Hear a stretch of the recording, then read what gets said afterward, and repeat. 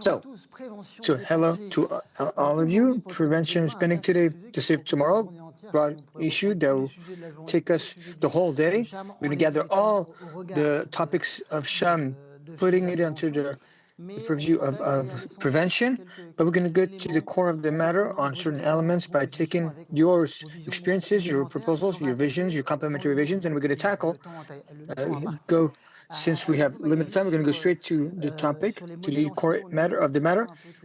So we talked about the compartmentalization and the way to work if we apply it to prevention. How can we better articulate the place of paying organizations, mandatory or complementary? What's your view on this issue? So first, we can congratulate ourselves that prevention there's not one roundtable that didn't mention prevention. So it means that it's a topic that concerns all of us, but if we had found the right formula, we would know about it. So I don't pretend here to have to give the right formula. Nevertheless, there's a number of convictions to work on the issue of prevention and to work in a more efficient way and less compartmentalized. So first of all, targeting our prevention actions. Whatever the actors may be, it needs to be more targeted towards the people that need it the most. And it depends also what kind of prevention, between primary, secondary, tertiary. The topic, which is not antithetical industrialization of prevention and health, with the customization of health prevention. But we can do both. Industrialize means to use new technologies. It was talked about, and right now, actually, we know that on these topics we can work more and more on models through data and AI, allowing to improve targeting in a form of predictability. And the personalization, because we can set up all the prevention action necessary. If you don't adjust to the people, to their needs, we're not going to get there. We observe that on populations in rural agricultural, far from issues of prevention or sociological issues and others. It's thanks to motivational interviews that we managed to plus 30% of participation on issues revolving against cancer or flu, because we're going to act on the good levers.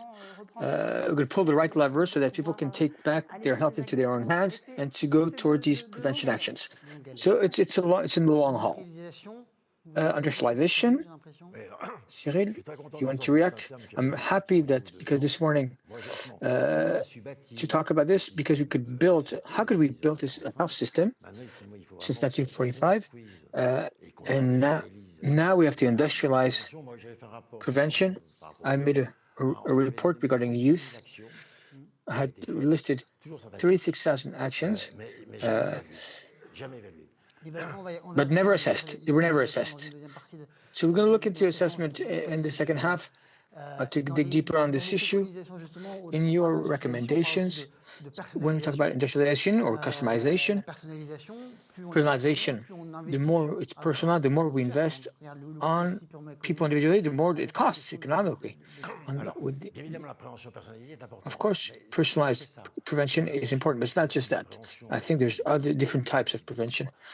Type A, B, secondary, primary. There's a proactive dimension so that people don't get sick, and then reactive. For the proactive, to avoid sickness, illness, you have to work on the health determinants. So we made a promise in front that when you're sick, the ones you're sick will take charge of your care. But now we have to get interested more on the behavior of our citizens, and determinants. The first determinant is education. It's from a young age.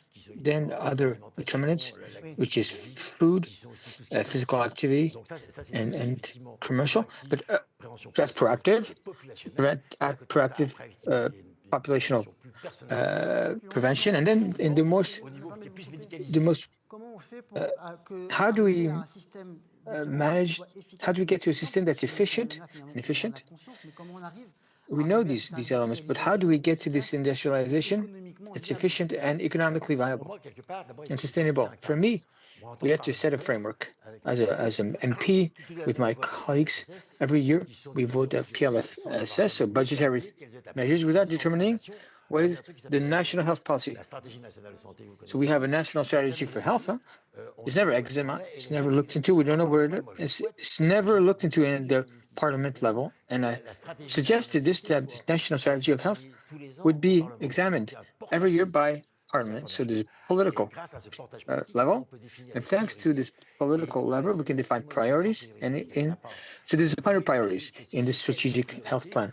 So we have to identify a few priorities, like overweight, which led to metabolic disease, mental health. So a few priorities. We have to set indicators, and we have a great array of indicators. So political leveraging, indicators, policy, and then assessments at the national level and territorial level and local level.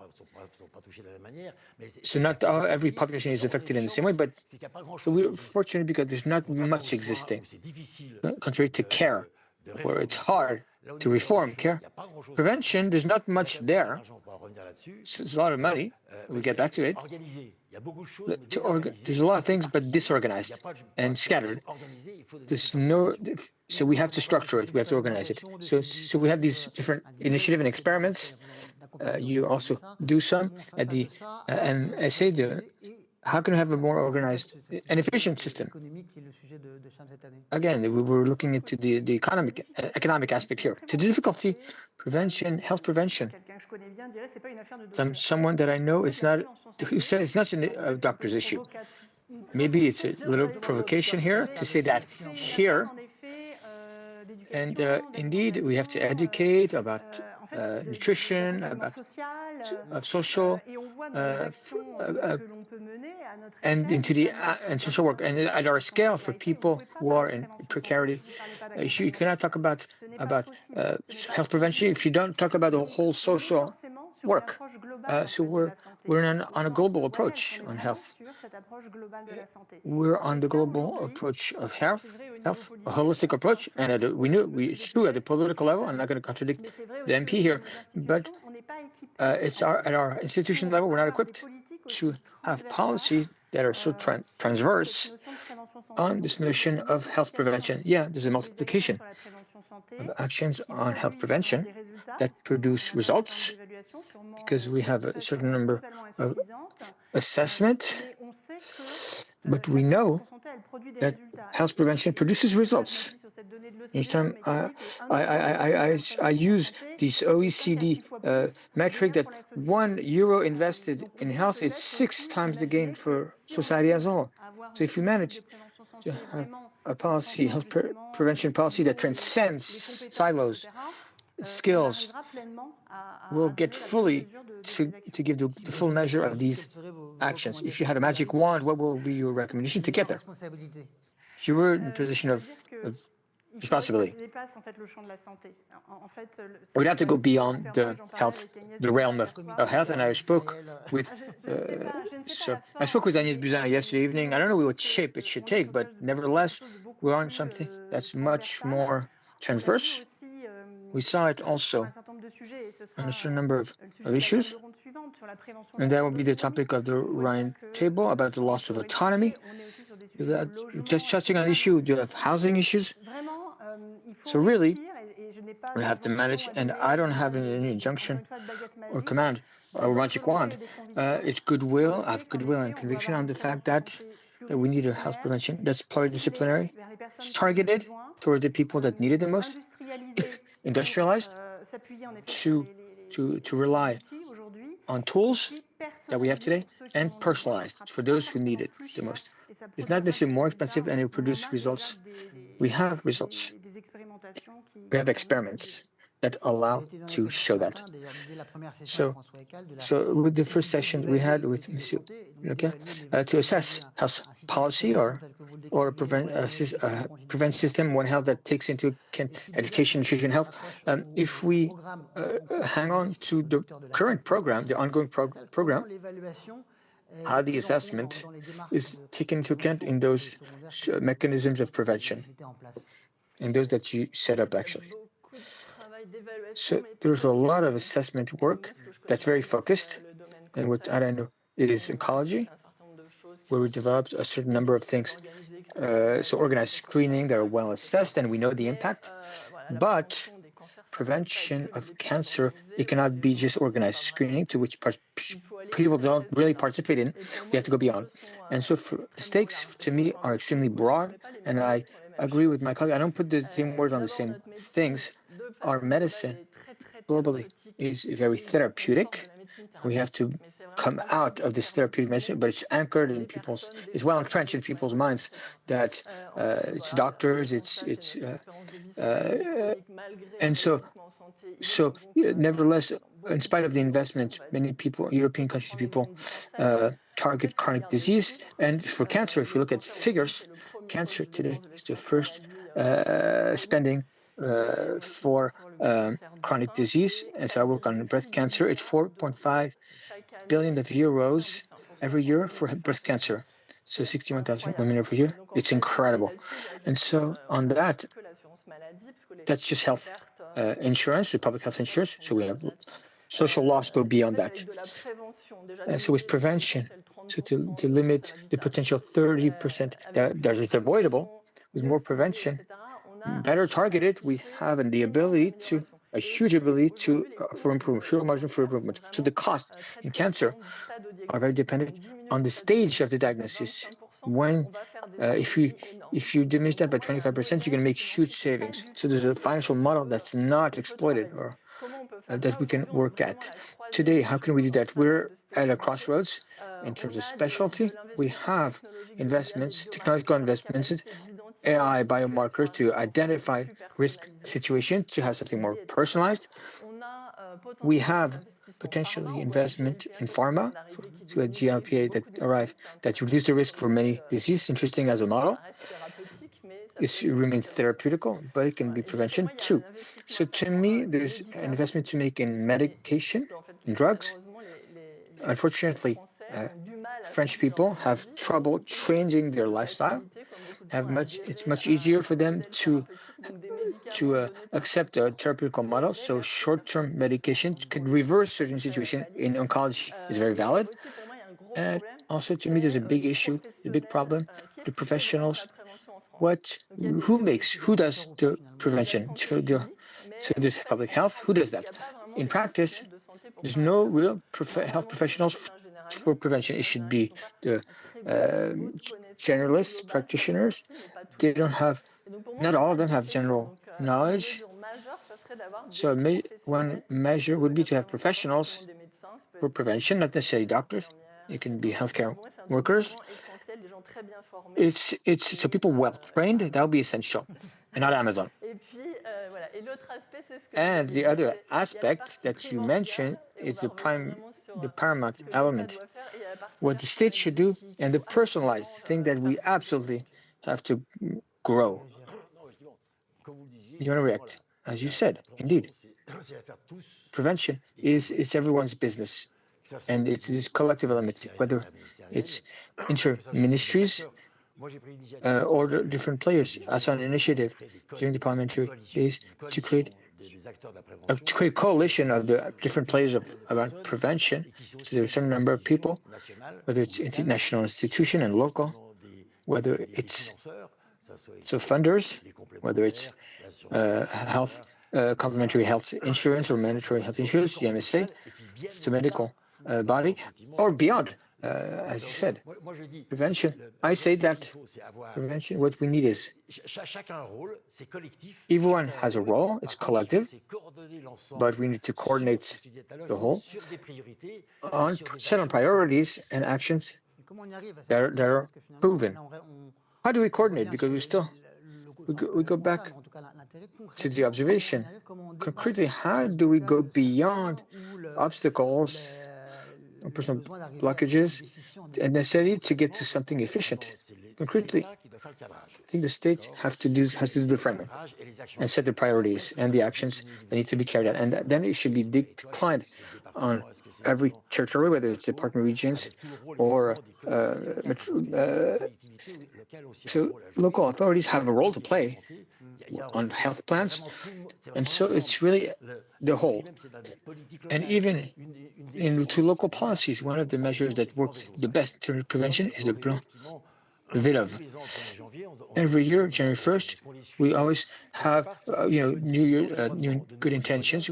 And if you look at the environment of our citizens, they adopt the right gestures, whether so this plan will force people to do physical activities, and I believe a lot in education from a young age. I believe a lot into information. I think there are things that work, like the Nutri-Score on food packaging, and then everything. I don't work on all the behavioral aspects to know what works, but we have a lot of levers. The framing should be set at national level and declined locally. I want to react. That's primary prevention. That's the way we've been trying to do it for a long time. At the local level, it's more relevant. So some, cities decide to prevent advertising on processed food. There are local action that could be great, promoting bicycling, but we're still blocked here. It's failing. So we still have obesity and a lot of diseases that are growing. They're spreading faster, hypertension and cancer. And it's not enough. To me, we really need to build, really, in France, at the whole public health level, personalized prevention that will complement the primary one. So to manage at 40, 50 years, the fact that we missed the primary step, and then we're exposed to a certain number of things that make us get, we have a potential disease that could happen, and that has to get organized. We need professional structure and the ability to target people, to identify people who are at risk. It's easy to do, and we have a lot of scale savings that can be done, and so to avoid people who are at risk of certain disease. And we have something great to do now. A lot of companies that can go there, and there are for medication they can. And so I'm not going to forego primary prevention. It's unavoidable, but personalization on top of that is going to be key. And deployed at the level of public health, not just for the rich or well educated who go to a prevention center, but tertiarization. Of course, we need priorities, national priorities, policies that can be declined, but it was talked about this morning, it was mentioned this morning, when the players of a territory, of course, with a framework, a set framework in order to do something, it's within the priorities to take into hand a topic and set up prevention actions on health. It produces incredible results. So we had tested that with a call for projects, Pousse Prévention. So it was, we had 300 projects, it was building, and they were expecting funding. We're going to do a methodological following to be sure that your project is relevant. It's going to produce effect. It's not necessarily financial. And it produces something concrete and real results. We mentioned education, information.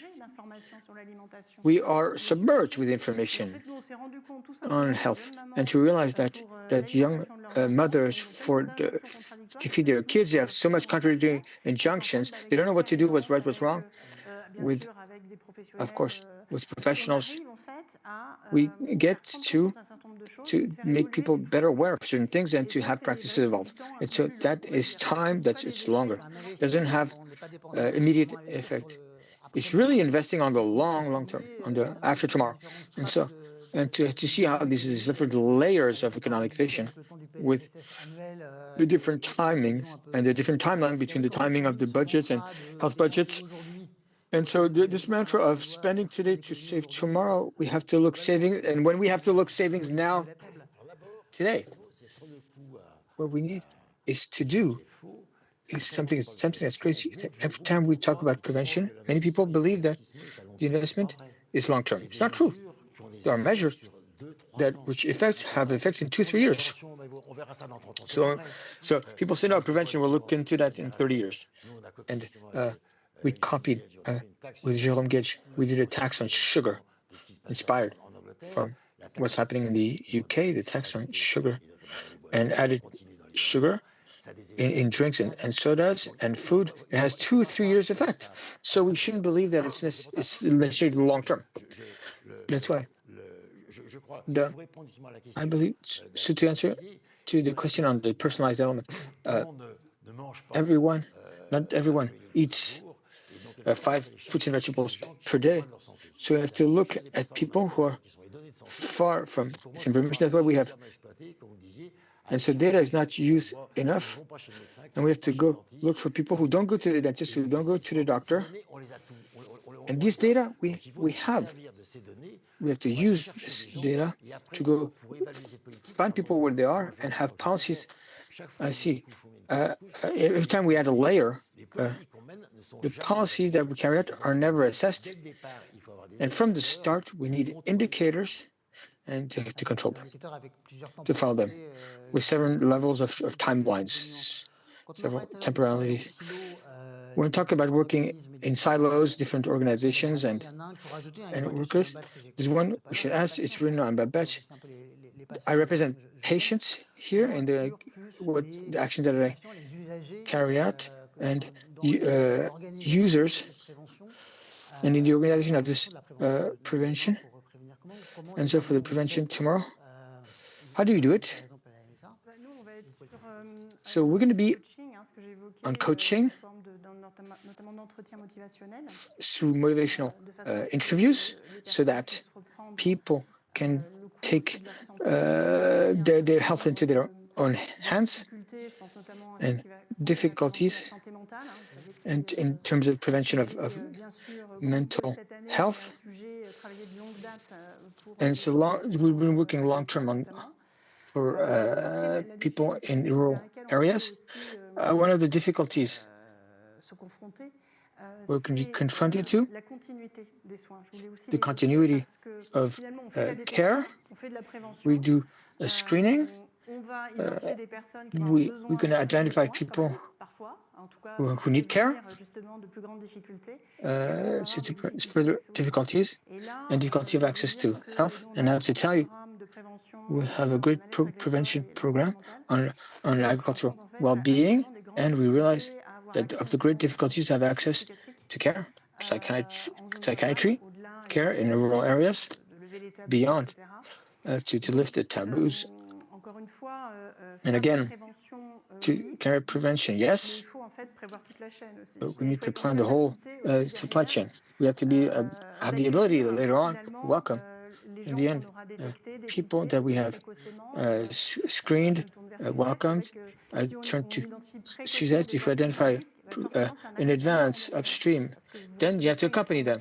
You don't just get additional information like that you're at risk, and just then leave people alone. To go back to yours, you need to fund path. I agree. We have an Article 51 that's almost signed on a path, a prevention path for people with high risk. It's an interesting model if it works. And to go back to the role of patients or the users, it's crucial, and a fundamental error. It's a design interventions, so that's top down that we impose on people, and that don't work. So there are two things in the preparation and design of an intervention. Is first, we have to modelize the impact, social impact, receivability, acceptability, implement, and the users are key here. It's co-construction. That's very much in fashion, but it's done a lot. We have structures of research, of the National Research Center that can help us to do that. Is this intervention receivable, acceptable? The other aspect is medical economical modelization. What is an impact on the trajectory of the disease for it to make sense, and how am I going to invest in function of that? We have the tendency to do things after the fact. We prepare, we're going to sell it, people accept it or not. No, we have to take things inside out. Conversely, and the users are more important even than the health professionals. It is a personal benefit, but there's collective efficiency also. But receivability, I mean, if you have an organized screening and 45 people participate, what does it mean?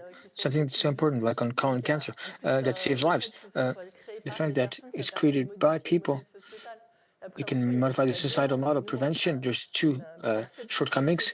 A societal perception of prevention, that people realize that therapeutic medicine is not going to save everyone in the future. It's not possible. We don't have the means.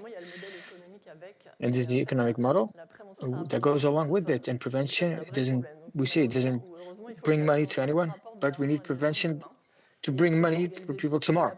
We have to organize first. That's the time to do it. There's a lot of innovation. How can somebody who's interested in their health will do prevention? I'm a political authority, but we have to go find people. There are people to go find people who are out of these issues, and at the level of inequality that we're going to have, whether it's territorial or social, educational. That's the issue. We see what makes chronic disease complexify, and people far from their health, and that's education from the young age. How do you have people participate to their health when it's not their issue? And that's the whole interest of health data. And it allows us to go find people who are out of these issues. And we have all the tools necessary. We have all the tools to do that. I think we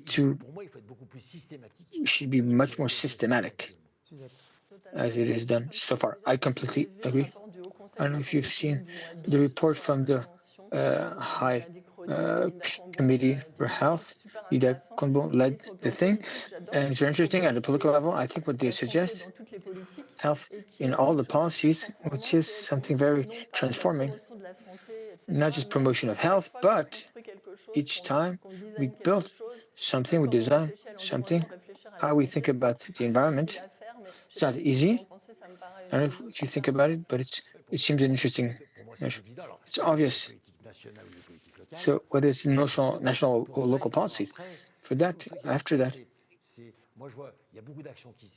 there's a lot of actions that are carried out that go from a good sentiment, but then to assess these policies. But digital can help us assess the economical medical impact. We have less than 2 minutes. I have a last question to ask you. Talk about Article 51. Can we not encourage more Article 51 on organizational innovation to find new models? I have the feeling that we have to change paradigm. It's a step aside to find a good on how we can go into the direction of spending, investing today to save tomorrow. So innovation is always a good idea. To encourage initiative is always a good idea. After on this topic of health prevention, at some point, we have to ask ourselves the question of the political decision. Do we give ourselves a political framework to move forward on the main issues, the main actions that should be done in the framework of health prevention? We have health prevention programs at the health insurance level, but what are the priorities? To put health as one of the criteria of every public policy can also be part of political decision and arbitration that will have to be made. So that's going to be the conclusion. We have 30 seconds left to see how we can go further efficiently. What is your magic wand? So objectives, political average, indicators, and we didn't talk about funding.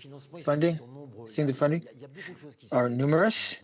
There are many things done at the funding level, but something is not coordinated. I did a report on the pension law. We voted for a fund for prevention. There are 200 million dedicated to every year to avoid professional wearing out. And so a lot of things can be done at work. Prevention, I think, is where people live, at school, at work, public services, but these 200 million dedicated. Last year, we only spent 50. So the money is there. So how do we coordinate all this? l'émission et merci beaucoup pour ces échanges.